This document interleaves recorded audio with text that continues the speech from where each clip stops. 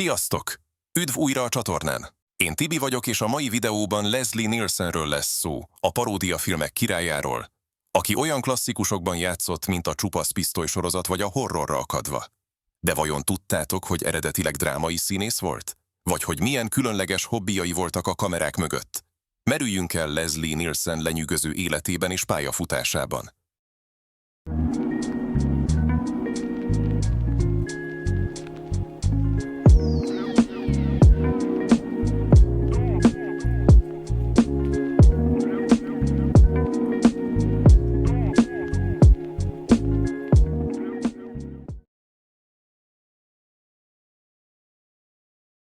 Leslie Nielsen valójában nem is sejtette, hogy vígjátékokban fog szerepelni.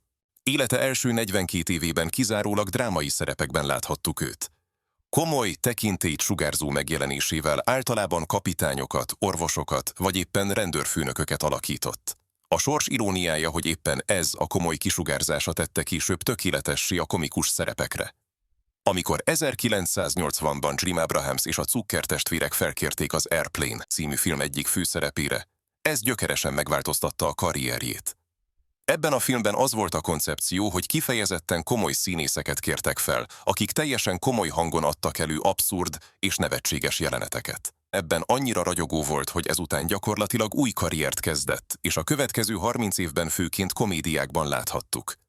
A változás olyan drasztikus volt, hogy a fiatalabb generációk már el sem tudták képzelni, hogy valaha is más műfajban játszott volna. A Csupasz pisztoly filmsorozat, amelyben Frank Drebin hadnagyot alakította, végérvényesen a komikus ikonok közé emelte Leslie Nielsent. Amit csak kevesen tudnak róla, hogy eredetileg a sorozat egy rövid életű televíziós műsorból, a Police Squad nevű sorozatból nőtte ki magát. Ez a sorozat mindössze 6 epizódot ért meg 1982-ben, mielőtt a csatorna levette a műsorról. Az ABC indoklása szerint azért történt ez, mert a nézőknek figyelniük kellett a képernyőt ahhoz, hogy megértsék a poénokat. Ez furán hangzik, de ez alatt azt értették, hogy akkoriban a sorozatokat nem igazán figyelték az emberek, inkább csak a háttérben ment a tévében vacsora közben. A Police Squad poénjai pedig csak akkor lehettek volna ütősek, ha az emberek ténylegesen minden figyelmüket a képernyőre fordítják, mint a hosszabb filmeknél. 6 évvel később azonban ennek megfelelően a rövidebb formátum helyett David Zucker úgy döntött, hogy mozifilmet készít a karakterből, így született meg a Csupasz pisztoly.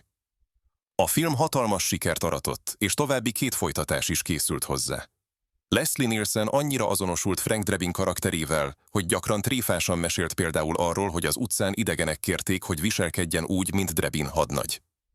A filmek forgatása során számos vicces jelenet spontán módon született meg, Nielsen helyszíni improvizációinak köszönhetően. Például a híres jelenet, amikor Drebin az angol királynő előtt esetlenül viselkedik, részben Nielsen ötletein alapult. Ha tetszenek az ilyen típusú videók, mindenképpen nézz körül a csatornámon, ahol számtalan hasonló tartalom vár rád. Nézz körül nyugodtan, nem hajt a tatár. Leslie Nielsen családi háttere rendkívül érdekes és nem mindennapi. Apja, Ingvar Nielsen dán származású rendőrtiszt volt, aki rendkívül szigorúan nevelte gyermekeit. Édesanyja, Mabel Davis, walesi bevándorló volt. Leslie Kanadában, a Yukon területén található Regina városában született 1926-ban. Ami igazán meglepő, hogy a bátyja, Eric Nielsen később Kanada miniszterelnök helyettese lett. Így a Nielsen család mindkét fia rendkívüli karriert futott be, bár teljesen eltérő területeken. Leslie gyakran viccelődött azzal, hogy míg a bátyja az egész életét azzal töltötte, hogy komolyan vegyék, ő pedig azzal, hogy ne vegyék komolyan. A színész gyermekkorában apja erőszakossága elől gyakran a filmek világába menekült, és már ekkor megfogalmazódott benne a vágy, hogy egyszer ő is a filmvásznon szerepelhessen. Érdekes módon Nielsen sosem felejtette el kanadai gyökereit, és bár amerikai állampolgár lett, mindig büszkén hangoztatta kanadai származását. Leslie Nielsen egy komoly egészségügyi problémával élt együtt élete nagy részében, közel teljesen süket volt. Már fiatal korában kezdett romlani a hallása, és karrierje csúcsán hallókészüléket kellett viselnie. Ez a halláskárosodás azonban soha nem akadályozta meg abban, hogy kiváló színészi teljesítményt nyújtson. Valójában néha még előnyt is kovácsolt ebből a helyzetből a komédiákban, hiszen a félreértések és a rossz időzítés mind a humor forrásai lehettek. Kollégái szerint Nielsen hihetetlen profizmussal oldotta meg ezt a helyzetet, sokszor szájról olvasással követte a rendezői utasításokat, anélkül, hogy bárki észrevette volna a nehézségeit. Idős korában készült interjúkban nyíltan beszélt erről a problémáról, és arra bátorította a hallássérülteket, hogy ne engedjék, hogy ez megakadályozza őket álmaik elérésében. Halláskárosodása ellenére rendkívüli nyelvérzéke volt, és több nyelven is beszélt, például spanyolul és franciául. A forgatásokon gyakran meglepte a külföldi stábtagokat azzal, hogy anyanyelvükön szólalt meg tökéletes kiejtéssel. Leslie Nielsen összesen 4-szer házasodott élete során, ami azt mutatja, hogy a magánéletében nem mindig volt olyan szerencsés, mint a karrierjében. Első felesége Monika Bolyár énekesnő volt, akivel 1850-ben kötött házasságot, de a kapcsolat mindössze 6 évig tartott. Második házassága Alicent Ullmannal 19 évig tartott, és ebből a kapcsolatból született 2 lánya, Maura és Thea Nielsen. Harmadik felesége Brooks Oliver volt, de ez a házasság sem bizonyult tartósnak. Végül 1883-ban találkozott Barbary Earl-lel, akivel haláláig együtt maradt. Nielsen mindig is humorosan beszélt a házasságairól. Azt mondta, hogy mindegyikből tanult valamit, főleg azt, hogy mennyi tartásdíjat kell fizetnie. Annak ellenére, hogy a kamera előtt mindig magabiztosnak tűnt, a magánéletében gyakran érezte magát bizonytalannak és sebezhetőnek. Barátai szerint ez a kettősség, a képernyőn látható magabiztos figura, és az igazi néha bizonytalannak mutatkozó ember közötti különbség tette őt annyira emberivé és szerethetővé. Barbaryvel való kapcsolata azonban valódi támaszt és megnyugvást jelentett számára pályafutása későbbi szakaszában. Kevesen tudják, de Leslie Nielsen egészen későn, 54 éves korában vált igazán ismertté, amikor az Airplane című filmben szerepelt. Ez az az életkor, amikor sok színész már a karrierje vége felé jár, ő viszont akkor kezdett csak igazán befutni. Ezt megelőzően több mint 1500 televíziós szereplése volt különböző sorozatokban, és több mint 50 filmben játszott, de egyik sem hozott számára átütő sikert. Nielsen mindig is azt vallotta, hogy a siker titka a kitartás, és az ő élete ennek tökéletes példája.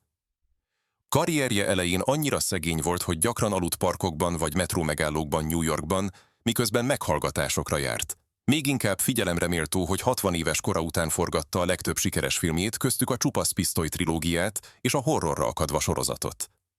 Ezzel bebizonyította, hogy soha nem késő újrakezdeni és sikeressé válni. Kollégái szerint energiaszintje és munkabírása még 80-as éveiben is megszégyenített sok fiatalabb színészt. Leslie Nielsen nem csak színész, hanem lelkes golfozó is volt. Annyira szerette ezt a sportot, hogy 1993-ban kiadott egy komikus golfoktató videót is. A videó címe Bad Golf Made Easier volt, és Nielsen karakterének megfelelően tele volt abszurd humorral és bohóckodással. Például a labdák befestését javasolta, hogy könnyebben megtalálhatók legyenek, vagy azt, hogy a játékosok inkább a pontozólap manipulálásával foglalkozzanak, mintsem a technikájuk javításával. Ez a videó kultikus státuszt ért el a golfrajongók körében. Nielsen annyira komolyan vette a golfot, hogy állítólag még a forgatási szerződéseibe is belefoglalta, hogy biztosítsanak neki időt és lehetőséget, hogy a közeli golfpályákon játszhasson. Kollégái szerint gyakran látták hajnalban gyakorolni az ütéseit, még akkor is, ha előző este későig forgatott. Amikor megkérdezték tőle, miért szereti annyira a golfot, azt válaszolta, hogy ez az egyetlen sport, ahol az ember teljesen egyedül lehet a gondolataival, és közben a természet szépségét is élvezheti. Élete vége felé Leslie Nielsen egyre jobban érdeklődött a környezetvédelem iránt, és aktív támogatója lett több természetvédelmi kezdeményezésnek. Különösen a tengeri élővilág védelme állt közel a szívéhez, és jelentős összegeket adományozott óceánvédelmi szervezeteknek. Ez az érdeklődése akkor kezdődött, amikor a Florida Keysnél vásárolt nyaralót, és rendszeresen búvárkodott a környéken. Mélyen megdöbbentette a korallzátonyok pusztulása és a tengeri szennyezés mértéke. Utolsó éveiben több dokumentumfilm narrátora is volt, amelyek a környezetvédelemre hívták fel a figyelmet. Ironikus módon, annak ellenére, hogy komikus szerepeiről volt híres, ezekben a projektekben teljesen komoly hangon szólalt meg, visszatérve eredeti drámai gyökereihez. Barátai szerint nagy álma volt, hogy egy olyan vígjátékot készítsen, amely szórakoztató módon hívja fel a figyelmet a környezetvédelem fontosságára, de ezt a projektet már nem tudta megvalósítani. Halála előtt arra kérte családját, hogy hamvait szórják a tengerbe, így örökre egyesülhetett szeretett óceánjával. Leslie Nielsen hangos párna trükkje legendás volt a filmiparban. A színész mindig magával vitt egy apró kézipárnát, amely nyomásra hangosan pukizó hangot adott ki. Ezt a párnát sokszor használta interjúk alatt, sajtótájékoztatókon, sőt még a forgatási szünetekben is. Kollégái szerint Nielsen soha nem nőtt fel igazán, és ezi a gyermeki csíny végig kísérte az egész karrierjét. A színész annyira szerette ezt a tréfát, hogy amikor 1993-ban kiadta önéletrajzi könyvét, amelynek címe A meztelen igazság volt, mellékeltek hozzá egy mini-puki párnát is. A sírkövén is van egy utalás erre a szenvedélyére, ugyanis az van ráírva, ereszt ki. A rendezők gyakran panaszkodtak arra, hogy Nielsen képes volt tönkretenni fontos jeleneteket azzal, hogy a legkomolyabb pillanatokban is előkapta a párnáját. Ennek ellenére senki sem tudott rá sokáig haragudni, mert mindig sikerült megnevettetnie a stábot, még a legfeszültebb helyzetekben is. Állítólag még akkor is megfordult a fejében, hogy használja a párnát, amikor találkozott a brit királynővel, de végül átgondoltabb döntést hozott és lemondott róla. Leslie Nielsen utolsó éveiben sem veszítette el a humorérzékét. Amikor 1997-ben megkapta csillagát a hollywoodi hírességek sétányán, az eseményen megjelent rajongóknak azt mondta, ez egy olyan különleges nap, amikor végre megengedik, hogy az emberek a lábukkal tapossanak rám. Szintén kevesen tudják, hogy Nielsen halála előtt volt még egy sajátos kérése. Azt kívánta, hogy a sírköve legyen piros és szerepeljen rajta egy tréfás felirat, amely így szól, ereszt ki. A színész 2010-ben 84 éves korában hunyt el Floridában, tüdőgyulladás következtében. Temetésén végakaratának megfelelően nem tartottak szomorú gyászmenetet. Ehelyett egykori kollégái és barátai vicces történeteket meséltek róla. Halála előtt pedig rögzített egy videóüzenetet is, amelyben arra kérte a gyászolókat, hogy ne szomorkodjanak, hanem nevessenek, és ne gondoljanak rá szomorúan, hanem olyannak emlékezzenek rá, amilyen volt, mindig készen arra, hogy mosolyt csaljon mások arcára. Végső búcsúztatóján elhangzott híres mondata is. Don't call me Shirley. Ez a mondat, amelyet az Airplane című filmben tett halhatatlanná, szinte szálló igévé vált, és tökéletesen jellemezte Nielsen egyedülálló humorát. Ez volt a mai videó Leslie Nielsenről, a komikus géniuszról, aki alapjaiban változtatta meg a filmparódiák világát. Ne felejtsetek el feliratkozni a csatornára, hogy további érdekességeket láthassatok más hírességekről is. Ha tetszett a videó, nyomjatok egy lájkot és a hozzászólásban osszátok meg egymással a kedvenc filmeteket tőle. Ha van kedvenc jelenet tőle, melyik az? Írjátok meg azt is, hogy honnan néztek minket, mert mindig örömmel tölt el, ha látom, milyen sokféle helyről nézitek a csatornát. Köszönöm, hogy ma is velem tartottatok, jövő héten újabb érdekességekkel jelentkezem. Addig is vigyázzatok magatokra. Sziasztok!